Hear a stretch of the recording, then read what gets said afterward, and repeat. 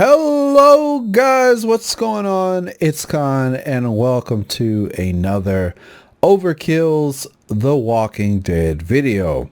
Now in this video we are going to be taking a look mostly at character progression and each of these individual characters. I'm going to probably chop this up into 4 different videos because they're 4 different playable characters, and we're going to be taking a look at what they're good at, what they do, and the kind of progression that you can unlock as you continue to play the game.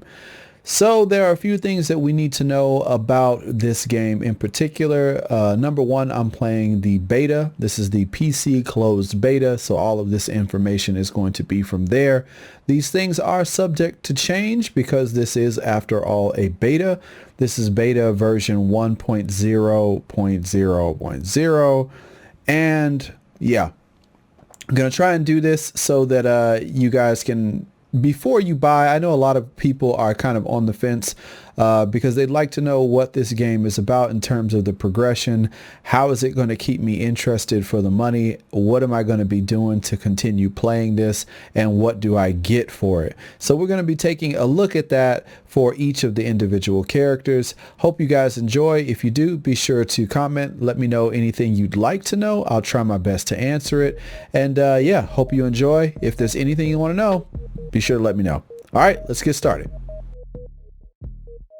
All right, we're back again, and this time we are going to be taking a look at Aiden. Now, Aiden is the tank class for this game, and with any tank class, you're going to want him to be in the front lines. You're going to want him to draw a lot of aggro, take most of the damage, and kind of keep on keeping on and dealing with a lot of things on the front line. Now, Aiden comes with the shotgun, and he also comes with a baseball bat. So looking at his skills, he has the flashbang signature ability, an improved flashbang that stuns enemies within 5 meters for 5 seconds. He comes with the CG 12 gauge shotgun, common shotgun, pretty good up close, does really good damage. He also comes with the FIK P255 pistol. Pistols, I think, are really good, and a lot of people are going to be using those for the most part. And then he has the wooden baseball bat. Unfortunately, it doesn't have barbed wire on it. We can't loose seal this up. I would really like if you could do that. That would be really cool. But maybe in some kind of DLC, or maybe in the future they'll think about that, or have it so that, you know, it's at least attainable. So then, moving on to customize so that you guys can see what outfits you get. Again, even though these won't really help you out if you are playing it because you're going to be in first person, so you won't see it. His default skin looks like this. I didn't show the default skin until the end of the last video, but you guys still get to see it. This is the default skin. It comes with the hoodie and the red hoodie with the star on it. Moving on to the Carnage skin. This one is the same as the other one, but he's bloody in the face, bloody all over the clothes. Pretty nice. Then we have the Night Raid skin. This one is a bit of a grayish, greenish kind of color. Same star outfit, but this one is green. Then we have the Gun Runners. This one has a different logo on the front. It has a white with a green sleeve, and then there's this these wording, rep field, I'm not really sure, something feld on the side of it, or Reinfeld. Then we have the Overkill skin. This one has the Overkill logo with the crew on it. I like this one. This one isn't too bad. And then it's all red, and then that's okay.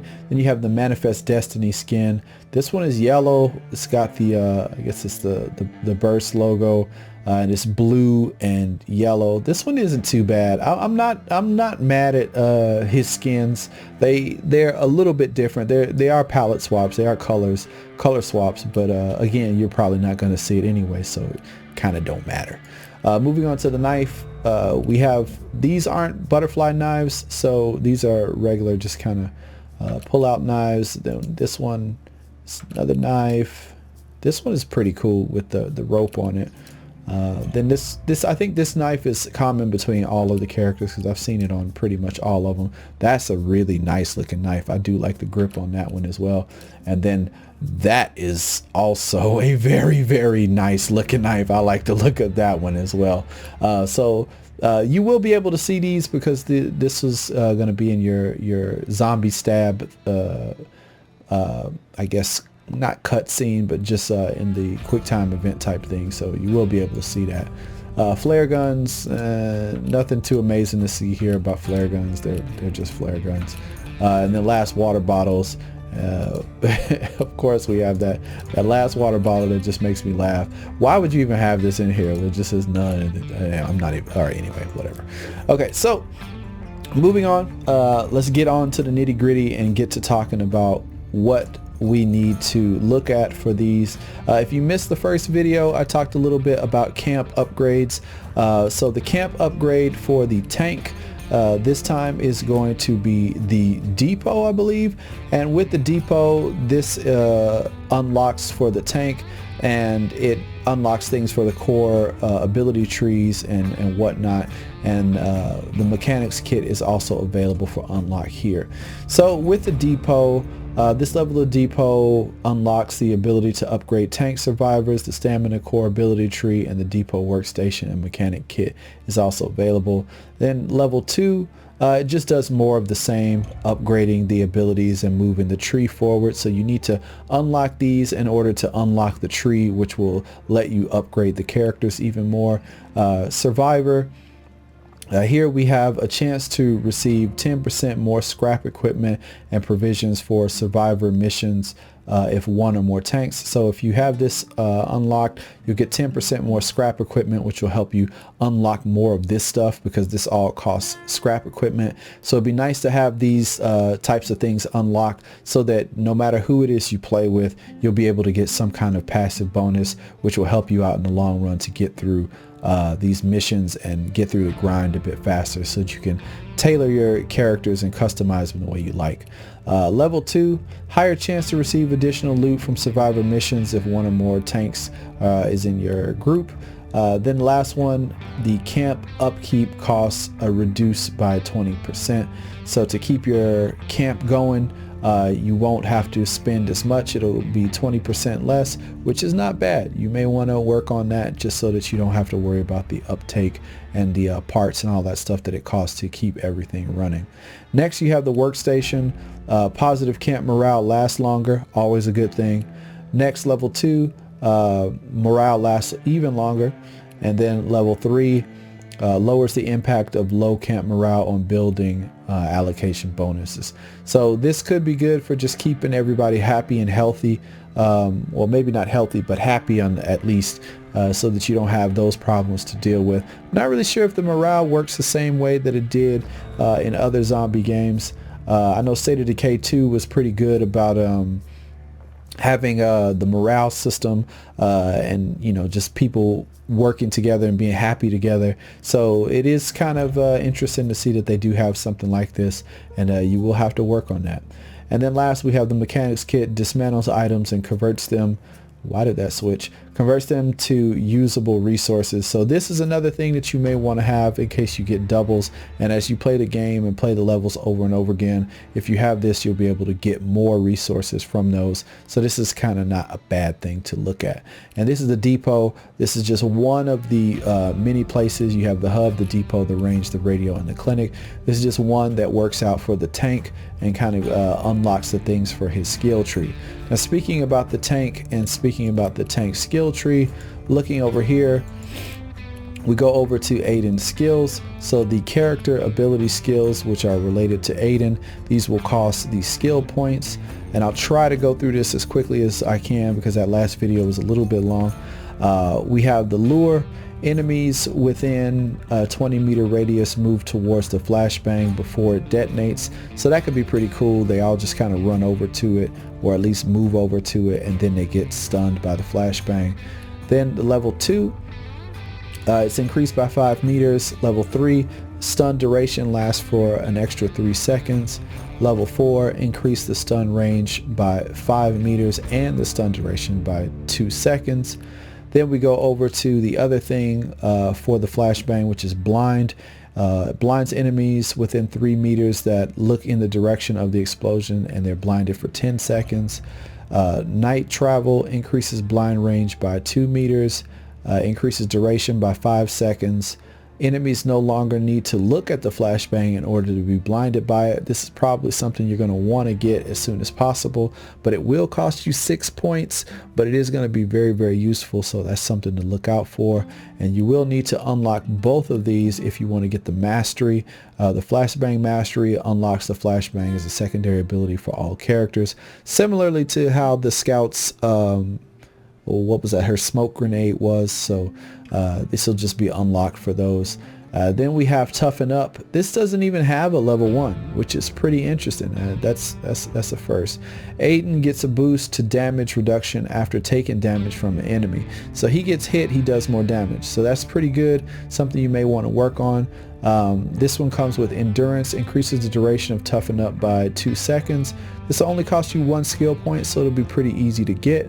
Moving on, increases the duration of toughen by 3 seconds, increases damage reduction while toughen up is active by an additional 20%, making him even more of a tank.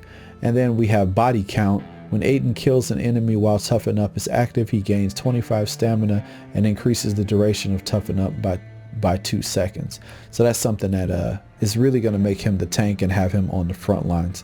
Then you have quick reflexes, decreases the cooldown of toughen up by 15 seconds so that you can use it more. Quick reflexes 2 increases the cooldown by another 15 seconds. I guess this is stacking. I'm hoping this stacks, so it'll be 30 seconds. Then you have increased damage reduction by 20%. And then when Aiden is grappled while toughen up is active, the enemy is killed in 1 hit. So you don't have to stab them over and over again. You just stab them once and then boom, they're done, just like in the TV show. Then we have weapon proficiency. These are just going to be things that'll either upgrade the damage slightly, or maybe not even the damage. I think it's reload and then capacity. So shotgun, you carry more ammo, level 1. Level 2, you switch between the shotgun and any other weapon faster by 15%. You basically swap out or equip faster by 15%. This will reload you faster by 10%, and this gives you 20% more damage and a 10% chance more to stagger. So yeah, you get some damage, you get some speed reload, you get the swap, kind of switching between weapons, and then here you'll carry more ammo. And again, this is the same thing for the sidearm, more ammo, the swap, reload speed, and then damage and stagger. And similarly with the melee, you have less stamina use for the first one. And then you have the swap is increased by 30%. This one has a chance to stagger by 10%, and then baseball bat damage is increased by 20. So these are the things that work for Aiden. This is what's going to make him more of a tank and kind of customize him to just be better with his flashbangs and then his toughen up skill. And then the core abilities for the tank, again, I think they're going to add more tanks later. I hope so that there's a reason why these core abilities and the character abilities are different, but you do have to level up. Maybe this is just locked behind what you upgrade in the base, because if you don't upgrade those things in the base, you can't get to these higher levels, whereas the character abilities, this one still says the depot has to be at level 2. So not really sure why they separated these between character abilities and core abilities, but I'm gonna guess, and I'm hoping I'm right, I'm gonna guess that there are gonna be other characters later in the game that will share the core abilities but have different character abilities, and then you'll be able to play them as well. Now the weapons, level 1 reload speed up by 5%. Level 2, more ammo. Level 3, reload increase again by 5%.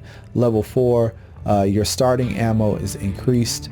Here, the secondary fire, more of the same, reload by 5, more ammo, reload by another 5, and then your starting ammo is increased.